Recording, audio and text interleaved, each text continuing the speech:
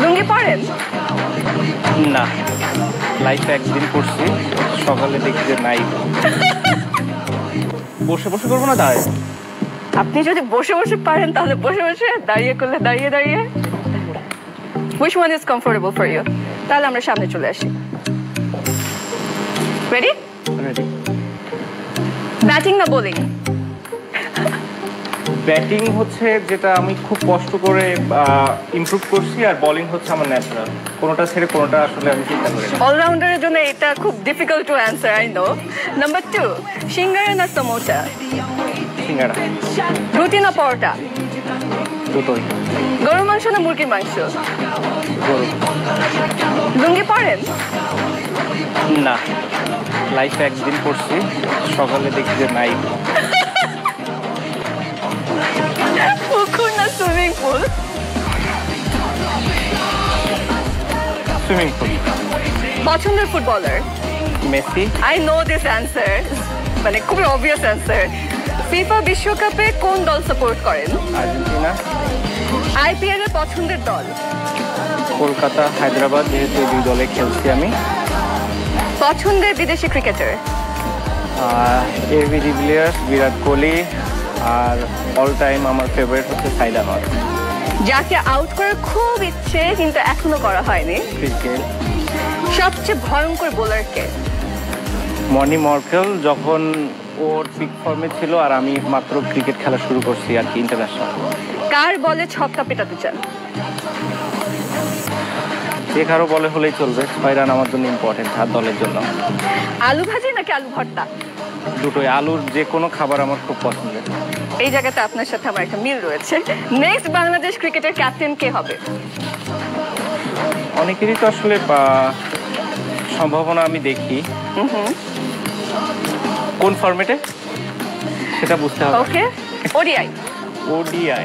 ODI আমার কাছে মনে হয় লিটন, মোসাদ্দেক, শান্ত, এদের থেকে কেউ হলে ভালো করবে।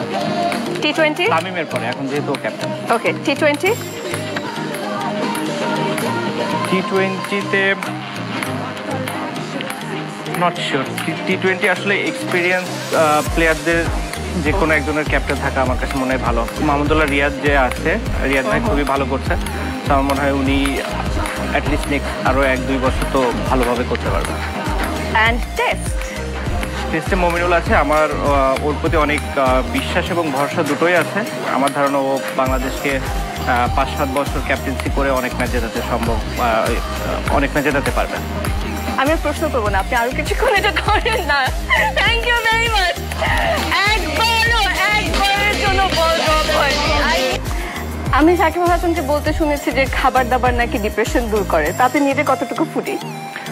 প্রচণ্ড খাই আমি, এবং একটা প্রবলেম এখন হচ্ছে যে 30-এর পর থেকে খেলেই ওজনটা বেড়ে যায়, সো খাওয়া অনেক কন্ট্রোল করতে হয়, যেটা আমার খুবই কষ্ট হয়। কিন্তু কিছু করার নাই, যখন খেলার সময় আসে তার আগে যেমন এই যে ফিটনেস নিয়ে কথা টথা উঠে, ঠিক তখন আবার ওই খাওয়া কন্ট্রোল করে আসলে ফিট হতে হয়, যেটা আমার জন্য খুবই কষ্টকর। তখন চেষ্টা থাকে যে কোন ম্যাচটা আসলে মানে প্রতিটা ম্যাচ যেন ভালো খেলতে পারি, তাহলে ওই দিন রাত্রে খেলে আসলে খুব একটা গায়ে লাগে না, মানে শরীরে ওইভাবে মানে শরীরে খুব একটা প্রবলেম হয় না, যার কারণ হচ্ছে আমি অনেক বার্ন করতে পারি যদি আমি ব্যাটিং করি অনেকক্ষণ, বোলিং করি অনেকক্ষণ, ওই একটা সুবিধা থাকে। তো ভালো পারফর্ম করার একটা বেনিফিট আছে, তখন খাওয়া যায়, বাট পারফর্ম না করলে তখন আবার খাওয়াটা ডিফিকাল্ট হয়ে যায়। আচ্ছা, আমরা আরেকটা গেম খেলবো। এবার আমরা যে গেমটা খেলবো সেটা হচ্ছে নেভার হ্যাভ আই এভার। আমি আপনাকে কিছু প্রশ্ন করবো, মানে আপনি আগে যা কখনো করেননি, ওকে? আমি আপনাকে কিছু প্রশ্ন করবো, সেই প্রশ্নের সাথে দুটো কার্ড আছে, এখানে দুটো কার্ড দাও না আমাকে। তোমার চশমার যে ডান্ডা নাই, এই জন্য তো চশমা খুলে পড়ে যাচ্ছে বারবার। দিয়ে আসো। আমি জীবনে করিনি নাকি করেছি? যে কার্ডটি করেছি যখন ওটা উঠাবেন, করিনি যখন এটা উঠাবেন। ইজি। রেডি? আমি জীবনে পাড়ার ক্রিকেটে রাগ করে ব্যাট বল নিয়ে বাড়ি চলে যাইনি। আচ্ছা, ন্যাশনাল মাঠে পিছলা খেয়ে পড়ে যায়নি। মানে স্লিপ করছি অনেকবার। ওকে। কিছু কিনতে গিয়ে দামাদামি করতে করতে ঝগড়া শুরু করে দেয়নি। না। ওকে, মাছ কিনতে গিয়ে না চিনে পচা মাছ কিনে আনিনি। মাছ ঠিক তো কখনো নিজে কিনে। শিশিরের মাথা গরম করাইনি কোনোদিন।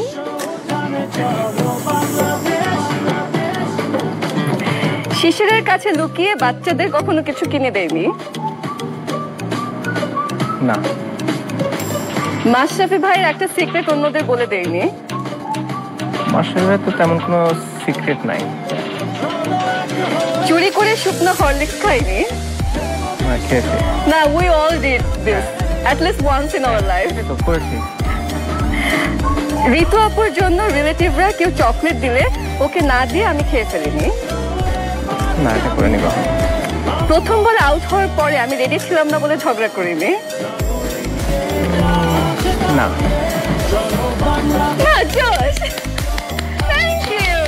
আমরা পাবলিকলি খুব একটা ইমোশন শো করতে দেখি না, এটা উনি খুব ভালো করে কন্ট্রোল করেন। কিন্তু এরকম গল্পও শুনেছি যে এশিয়া কাপের ফাইনালের সময় 6 বলে যখন 9 রান দরকার, তখন ব্যর্থতার পরে আপনার হাতে একটা কাচের গ্লাস ছিল, সেটা এত জোরে চেপে ধরেছিলেন সেটা ভেঙে গেছে। হ্যাঁ, সো এরকম ঘটনা খুবই কম এবং সেটা সামনে আসে না। এই ইমোশনটাকে কিভাবে কন্ট্রোল করেন, এটা একজন প্লেয়ারের জন্য কতটা ইম্পর্টেন্ট? আমার কাছে তো মনে হয় খুবই ইম্পর্টেন্ট একটা প্লেয়ারের ইমোশনটা কন্ট্রোল করা, কারণ ইমোশনটা হাই কিংবা লো দুইটাই ক্ষতিকর পারফর্ম করার ক্ষেত্রে। তো যতটা এটাকে ব্যালেন্স রাখা যায় ততটাই ভালো। আই ওয়াজ লাকি যে আমি যখন ছোটবেলা থেকে খেলা শুরু করেছি এই গাইডেন্সটা আমি পেয়ে এসেছি এবং ওখান থেকে আসলে কন্ট্রোল করাটা শিখতে পেরেছি। তো সেদিক থেকে আমি অনেক লাকি ছিলাম। অনেকেই পারে, অনেকেই পারে না, বাট এক একজনের ক্ষেত্রে এক এক রকম হয় তাদের ইমোশনটা কন্ট্রোল করার। কেউ এক্সপ্রেস করলেও হয়তো ভেতরে কন্ট্রোল রাখতে পারে, অথবা দু একজন আছে যারা কন্ট্রোল আসলে রাখতে পারে না। আর আমার কাছে মনে হয় কন্ট্রোল রাখাটা খুবই গুরুত্বপূর্ণ পারফর্ম করার জন্য। ড্রেসিং রুমের কি হয় সেটা নিয়ে আসলে আমাদের সবারই অনেক বেশি আগ্রহ, যে কতখানি দুষ্টুমি হয়, কি হয় না হয়। এরকম একটা মজার কোনো ঘটনা আমাদের সাথে শেয়ার করবেন? ড্রেসিং রুমে তো সবই মজার। ড্রেসিং রুমটা মানে এমন একটা জায়গা, আপনার বাসার ভেতরেও আপনার বেডরুমটা যেমন ড্রেসিং রুমটা হচ্ছে ওরকম জায়গা। তো ওই জায়গার কথাগুলো কেউ কারোর সাথে শেয়ার করে বলে আমার মনে হয় না, কিন্তু অসাধারণ একটা জায়গা। আমার কাছে মনে হয় যখন আমার খেলা শেষ হয়ে যাবে সব থেকে যে জিনিসটা মিস করবো ড্রেসিং রুম। এর সব থেকে বড় কারণ হচ্ছে ওই জায়গাটাতে আমার মনে হয় সব থেকে বেশি টাইম কাটানো হয়েছে ক্রিকেট খেলার লাইফে, এবং যত ফ্রেন্ড তৈরি হয়েছে সব ওখান থেকে আসলে তৈরি হয়েছে। সবচেয়ে বেশি দুষ্টুমি করে কে? অনেকেই আছে, বা র‍্যাঙ্ক করেন নাম্বার 1 নাম্বার 2 সবচেয়ে বেশি দুষ্ট আমাদের টিমে যদি দুষ্টুমি করে কে? রুবেল আসলে ওর দুষ্টুমি করা লাগে না, বাট ওর নর্মালটাই আমাদের কাছে অনেক বেশি মজার লাগে এবং ওর সব থেকে ফানি লাগে। এছাড়াও রিয়াদ ভাই আছে অনেক ফানি, আরো অনেকে আছে, তাইজুল আছে অনেক ফানি। সবাই আসলে যার যার জায়গা থেকে অনেক মজা করে, বাট এটা আসলে বাইরে দেখলে বোঝা যাবে না যে এ আসলে ড্রেসিং রুমে এমন করতে পারে। আপনার সবচেয়ে বেশিবার বোধহয় সুযোগ হয়েছে ড্রেসিং রুমে টেবিলের উপর দাঁড়িয়ে তারপরে উই শ্যাল ওভারকাম গাওয়ার। প্রবাবলি আপনার সবচেয়ে বেশি সুযোগ হয়েছে। এরকম আর কেউ কি গান গাইতে পারে? সবচেয়ে ভালো গান কে গাইতে যেটা হয় যে মানে একজন উপরে দাঁড়ালেও সবাই একসাথে গান গায়। হ্যাঁ, তো এমন না যে একজনই গান গায় এবং আমরা সবাই তাকাই দেখি, তো সেটা হলে খুবই এম্বারাসিং একটা সিচুয়েশন হয়ে যেত। হ্যাঁ, কারণ আমরা সবাই বাথরুমের ভেতরেই ভালো গান গেতে পারি, এর বাইরে না। আমরা আর কি সবাই বাথরুম সিঙ্গার যেহেতু, সবাই চেষ্টা করি একে অন্যকে সাপোর্ট করে আর কি ওই যতটুকু সুর রাখা যায় কভার করা যায়। তাকে ভাই আমার একটা মানে জিনিস জানবার খুব ইচ্ছা, বিকজ আপনার ওই সেলিব্রেশনটা দেখার পরে আপনি একটা কথা বলেছেন, প্রায় আপনি বলেন এটা, যে আপনার মেমোরি নাকি খুব একটা ভালো না। তো বিশ্বের অলরাউন্ডার নাম্বার 1 অলরাউন্ডার সাথে আমার এই ছোট্ট একটা মিল আছে, জোর করে মিল খুঁজে বের করার চেষ্টা করছি। আমার নিজেরও মেমোরি খুব খারাপ, কিন্তু আপনার সেলিব্রেশনগুলো আমার কিছু কিছু মনে আছে। তার ভিতরে একটা হচ্ছে বেন স্টোকস যখন আউট হয়ে গেলেন, সেটা হ্যাঁ এটা খুব ফেমাস হয়ে গেল। এবং আপনার সেলিব্রেশনের মাঝে সবাই একটু দুষ্ট সাকিবকে খুঁজে পায়। তো আপনি কি এটা আগে থেকে প্ল্যান করে রাখেন যে উইকেট এটা নিতে পারলাম এরকম সেলিব্রেট করব?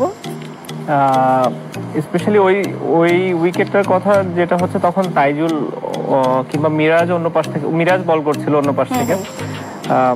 আমি চিন্তা করছিলাম যে নর্মালি তো খুব বেশি একটা সেলিব্রেট করি না, কিছু একটা করব, কিন্তু কি করবো এটা আমিও জানতাম না। আউট হওয়ার পরে ওটা অটোমেটিক্যালি মানে হয়ে গেছে। আমি কখনো এটা চিন্তাও করিনি যে না উইকেট পেলে সেলুট দিব কিংবা এরকম কিছু একটা করব, বাট কখনোই সেটা চিন্তা করা হয় নাই। বাট একদমই মানে অন দ্য স্পট ওই ইয়েটা এসে গিয়েছে আসলে, রিয়াকশনটা। কোনো এটা এমন না যে আগে থেকে চিন্তা করা ছিল, এবং এটা কখনোই থাকে না আমার যে হ্যাঁ আমি এটা করলে এটা করবো। ব্যাটিং এর সময় বরং একটু থাকে, ব্যাটিং এর সময় চিন্তা করা যায়, কারণ যেহেতু আমি জানি যে হ্যাঁ এটা আসতে পারে, আসলে কি করা যায়। অনেক সময় পাওয়া যায় ব্যাটিং এ, বোলিং এ আসলে ওরকম সময় পাওয়া যায় না, কারণ কোন বলে যে উইকেট পড়বে কেউ যায় না। বাট ব্যাটিং এ আমি জানি যে আমি 96 কিংবা 97, 98। কখনো কি এরকম করে মাঠে নেমেছেন যে টার্গেট করে এই উইকেটটা আমার লাগবেই? না, উইকেট তো সবগুলোই আমার কাছে অনেক ইম্পর্টেন্ট, বাট অবশ্যই ডিপেন্ড করে বা অপোনেন্ট টিমের কিছু কি প্লেয়ার আছে যাদের উইকেট প্লে অবশ্যই একটু বা বেটার ফিলিং তৈরি হয়, এবং টিম সবসময় এক্সপেক্ট করে যে ইম্পর্টেন্ট উইকেটগুলো যেন আমাদের মেইন বলাররা নিতে পারে। সো সেই দিক থেকে সবারই, আমরা যারা বলার থাকি সবারই টার্গেট থাকে যে সব থেকে ইম্পর্টেন্ট উইকেটগুলো যেন মানে সেই বলারটা নিজেই নিতে পারে। সাকিব ভাই, আপনার যদি বায়োপিক হয়, আপনি বাংলাদেশের কোন তারকাকে আপনার চরিত্রে দেখতে চান? যে লেফট হ্যান্ডে বল করতে পারবে এবং লেফট হ্যান্ড ব্যাটিং করতে। এইভাবে বললে তো হবে না। না, পারতে হবে তো, তা না হলে বায়োপিক কেমনে করবে? করতে হলে তো অ্যাটলিস্ট লেফট হ্যান্ড ব্যাটিং এবং বোলিং ওটা শিখে নেবে, কিন্তু মানে আমি জানি না তো এখনকার তারকাদের ভিতরে এখন লেফট হ্যান্ডেড, সো আগে সেটা ডিপ্লোম্যাটিক অ্যানসার দিচ্ছেন, কিন্তু বলেন না কার সাথে সবচেয়ে বেশি মিল যায়। সেটা পিক করতে হবে যে কে লেফট হ্যান্ডেড ব্যাটিং এবং বোলিং করতে পারে। এরকম যদি আপনি দুইটা অপশন দেন আমি একটা পিক করব। সাকিব খান, আরিফিন শুভ, সিয়াম আহমেদ, কেউ পারে? জানি না, মানে কেউ কি? আমার ধারণা কেউই পারে না লেফট হ্যান্ডেড। আচ্ছা ঠিক আছে, ঠিক আছে, উত্তরটা নিয়ে নিলাম আমরা। লকডাউনের সময় তো টিমমেটদের সাথে দেখা হতো না, হ্যাঁ আমি তো যেহেতু আমেরিকাতে ছিলাম তো দেখাই হয়নি। তখন যোগাযোগটা কিভাবে করতেন সবার সাথে? যোগাযোগ হতো অন এন্ড অফ, বেশিরভাগ টাইমই হোয়াটসঅ্যাপ, যেটা খুবই পপুলার এখন যোগাযোগের মাধ্যম। আচ্ছা, কার ক্যাপ্টেন্সি এই মুহূর্তে আপনার সবচেয়ে বেশি ভালো লাগে ওয়ার্ল্ডে? হ্যাঁ, ওয়ার্ল্ডে, পুরো ওয়ার্ল্ডে কেন উইলিয়ামসন। যারা এই প্রোগ্রামটা দেখলেন সবাইকে ধন্যবাদ। আশা করি আপনারা এনজয় করেছেন। ধন্যবাদ সবাইকে।